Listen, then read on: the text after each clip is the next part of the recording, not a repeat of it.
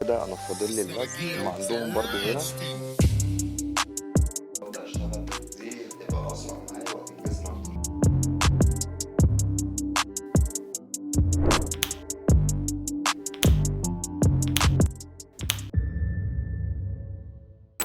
يا صباح الفل. من فترة أنا عايز أغير الديكور بتاع الأوضة اللي أنا قاعد فيها حاليا ده، لأن من ساعة ما جيت كنت مشغول في 100,000 حاجة وملقتش الوقت اللي أنا حتى أبيض المكان أو أعمل فيه ديكور أو أعمل فيه أي حاجة خالص. كل اللي أنا عملته اللي أنا كنت حاطط الحاجات الأساسية والمكتب بتاعي والكلام ده. فالنهاردة أنا واخد أجازة من الشغل وقررت إن شاء الله إن أنا في أجازة الأسبوع ده أخلص موضوع الديكور بتاع الأوضة، خصوصا اللي انا تلات ارباع قعدتي في الاوضه دي لو انا ما عنديش شغل فيديوهات انا شغال عليه مونتاج او ما عنديش شغل عموما على الكمبيوتر جوه او اللابتوب، فانا تلات ارباع قعدتي بتبقى هنا لو انا ما عنديش شغل في الاوضه التانية بتاعتي. وزي ما انتم شايفين ورايا في الباك جراوند باين كل حاجه ساده، انا مش مبيض، مفيش اي حاجه، حتى كل حاجه بسيطه وبدائيا. فانا حبيت اعمل شويه تعديلات على الموضوع ده وفي نفس الوقت من غير ما اعمل تكلفه عاليه على نفسي، بشوية حاجات بسيطة كده، شوية دهانات وشوية حاجات طفيفة بسيطة. إن شاء الله أقدر أغير المكان ده بشكل أفضل من كده. فأنا حبيت أشارك معاكم الموضوع ده النهاردة لأن أنا بعتبركم صحابي وبحب أشارك معاكم شوية الحاجات من اللي أنا بعملها. هخش دلوقتي ألبس وأجهز نفسي وبعد كده هطلع على محل الدهانات أشتري منه الدهان والبوية اللي أنا هدهن بيها إن شاء الله بإذن الله النهاردة، وبعد كده نكمل بقية التفاصيل وهشوف انا هقدر بامكانياتي الصغيرة وبخبرتي الصغيرة في الموضوع ده اطلع حاجة ممكن يكون شكلها فعلا حلو ولا انا بس فاكر كده. فيلا بينا هنخوض التجربة من اولها لاخرها سوا ان شاء الله، وهنشوف في اخر الفيديو انا هطلع حاجة عاملة ازاي.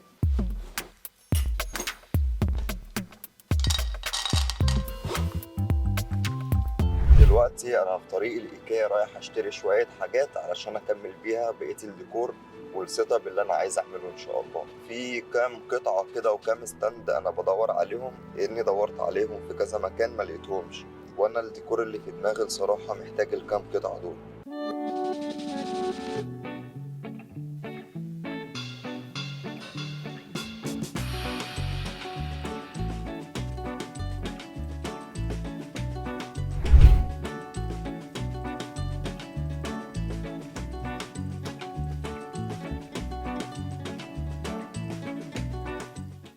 من الحاجات اللي انا منصحكش تعملها اللي انت تروح ايكيا في اي يوم سبت هنا في المانيا بالذات، لان الطابور هوريك زي المنظر اللي انت هتشوفه ده دلوقتي هتتصدم من منظر الطابور والكاشير اللي هناك خالص ده. دلوقتي انا في القسم بتاع الدهانات، انا سبت ايكيا خلاص ورحت مكان تاني لان ايكيا زي ما احنا عارفين ما فيهاش موضوع الدهانات ده. هحاول اختار اللون دلوقتي في كل الالوان اللي ورايا اهي بالدرجات بتاعتها. هوريكم برضو انهي لون اللي انا اخترته من هنا، واخترت اللون اللي هو البامبي، لون قريب من ده كده بس الدرجه اللي افتح منه شويه. هحاول دلوقتي اوريها لكم. هو ده اللون اللي انا ان شاء الله هستخدمه النهارده. اشتري 2 من الحجم ده، مش عارف ده 2.5 لتر، باخد منها ان شاء الله 2 علشان هعمل انا كذا وش، مش هعمل وش واحد بس. وهحتاج دي برضو كمان معايا علشان اعلق فيها الرولة هنا واستخدمها في البياض علشان الحيطة طويلة عندي. كده انا فاضل لي اللزق اللي انا هحدد بيه الاركان علشان الدهان او البياض ما يتنقلش من حته للتانية. دلوقتي لازم اختار الجزء ده الجزء اللي انا المفروض بحط فيه البويه هنا او الدهان، وبعد كده بالرولة دي باخد منه وبدهن على الحيط. كده يبقى انا فاضل لي رولة صغيرة من دي كمان، يبقى انا كده تقريبا الى حد ما جمعت 3/4 الحاجه اللي انا هحتاجها في الدهان النهارده ان شاء الله. هم عندهم برضو هنا المجموعه الكامله جاهزه، اللزق اللي انا جبته والفرش والرولة والكلام ده، بس انا بحب اختار الفرش اجيب النوع اللي انا عايزه، برضو الرولة زي ما انا ما قلت لكم اختار النوع اللي انا عايزه. بحب انا اختار كل حاجه لوحديها، ما بحبش اجيب المجموعه الجاهزه دي. بس لو انت يعني عايز تكبر دماغك وتشتري حاجة تفي بالغرض هتلاقي مجموعات جاهزة، دي المجموعة الصغيرة وفي المجموعة الكبيرة برضه. دي بقى بتاعت الاركان بتاعت الحيطه، الحتت الصغيره الضيقه دي. دي برضو حاجه من الحاجات المهمه اللي انت هتحتاجها، لان دي اللي انت هتقلب بيها البويه لما تفتح العلبه جديد. لازم يكون معاك حاجه زي كده. دي تكلفتها 60 سنت. ولو ما لقيتش حاجه زي كده، ولو مش عايز تشتريها باي خشبه او باي حاجه قديمه عندك، هتفي بالغرض. بس انا يعني حبيت اقول لك على المعلومه دي. دلوقتي جه وقت الجوانتي، علشان البويه بتقع على ايدينا بتبهدلها خالص. اشتري الجوانتي ده رخيص ب1 يورو، علشان ايد الواحد بتتبهدل من هنا كل مره بسبب البويه، وبقعد بقى اجيب بنزين وادعك في ايدي والقصه دي فملهاش لازمه. اشتري الجوانتي ده ب1 يورو. يلا بينا. انا خلاص وصلت، هبدأ بقى افضي المكان اللي ورايا ده علشان اطلع الحاجة من العربية اللي انا جبتها احطها هنا. يلا بينا.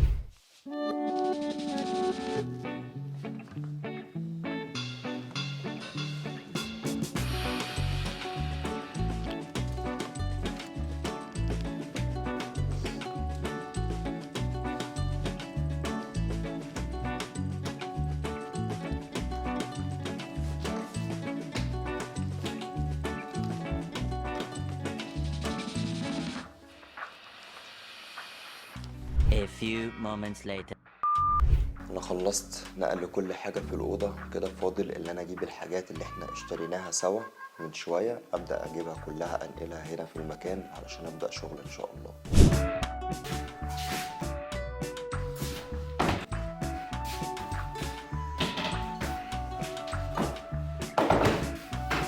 دلوقتي هخش اغير الهدوم دي وابدا البس الهدوم اللي انا هشتغل بيها ونبدا في الشغل على طول. دلوقتي هبدا افتح الحاجه واحده واحده، بس في الاول خالص هبدا باللزق ده.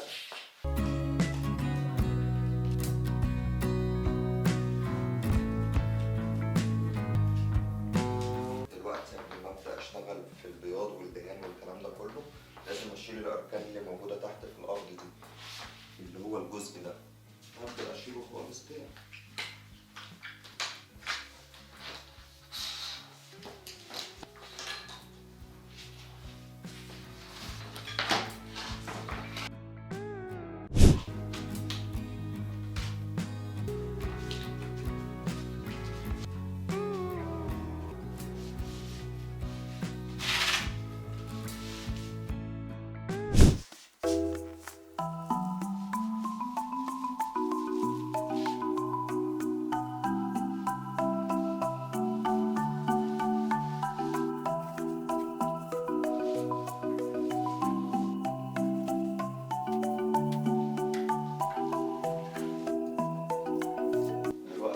خلصت، حددت حوالين الاماكن اللي الرولة الكبيرة مش هتعرف توصل لها. دلوقتي دور الرولة الصغيرة ده انتهى معايا، هشتغل بالرولة الكبيرة ان شاء الله واوصلها في العصاية وابدأ اشتغل. دي هتبقى اسرع معايا وهتنجزني اكتر.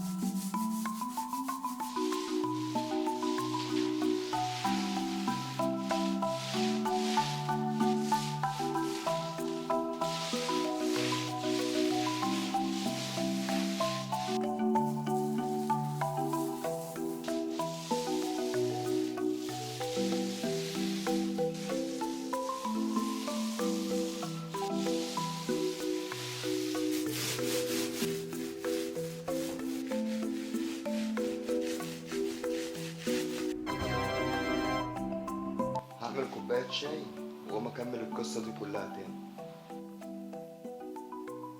بعد ما خلاص خلصت الوشين والحيطة خلصت زي ما انتم شايفين، وسبتها تنشف وتأكدت إن هي مش محتاجة أي وش تاني، دلوقتي هبدأ مرحلة التخريم. يعني هبدأ أركب الحاجات اللي أنا جبتها علشان تتعلق في رفوف الحامل بتاع الشاشة والكلام ده كله.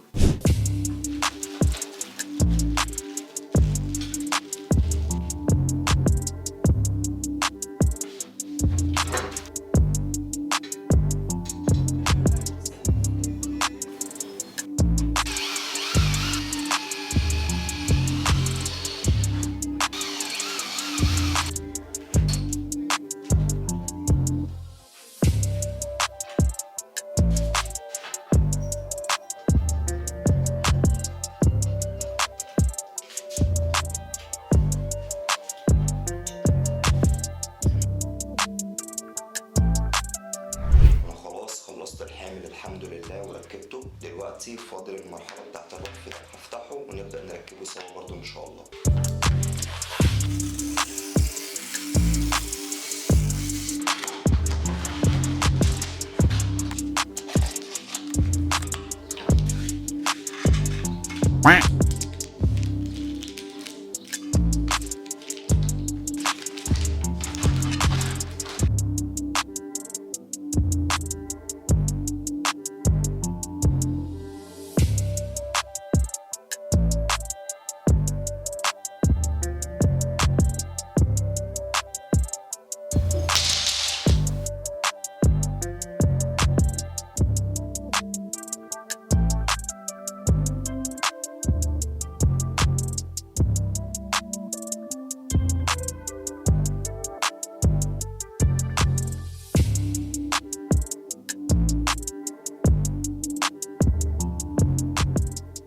انا خلاص الحمد لله انتهيت من تركيب الرف، وكده انا 70% خلصت اللي انا عايز اعمله كله. فاضل شوية حاجات بسيطة كمان هعملها دلوقتي واكمل على طول. It's not a game, it's a rich thing.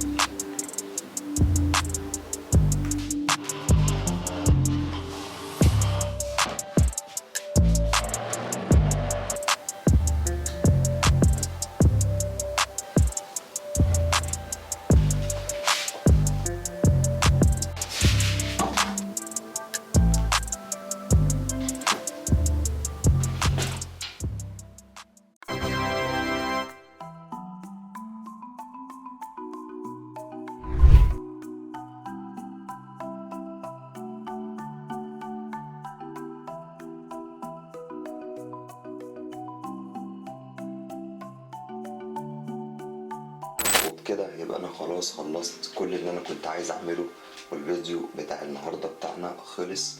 الغرض من الفيديو ده حاجتين.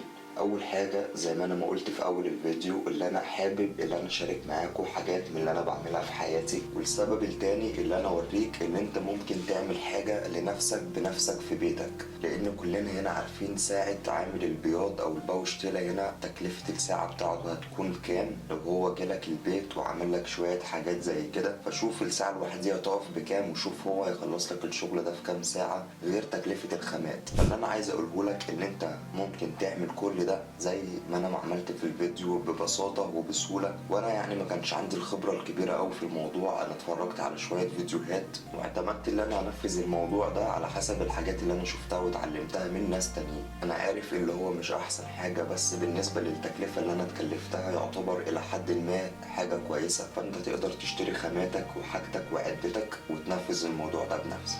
لو الفيديو عجبك ما تنساش تنزل تعمل اشتراك لو لسه ما عملتش اشتراك معانا في القناة، علشان تشوف بقية الفيديوهات ان شاء الله اللي جاية. وفي فيديوهات على القناة ممكن تخش تبص عليها برضو، اتمنى اللي هي تعجبك. اشوفكم على خير الفيديو اللي جاي ان شاء الله. السلام عليكم.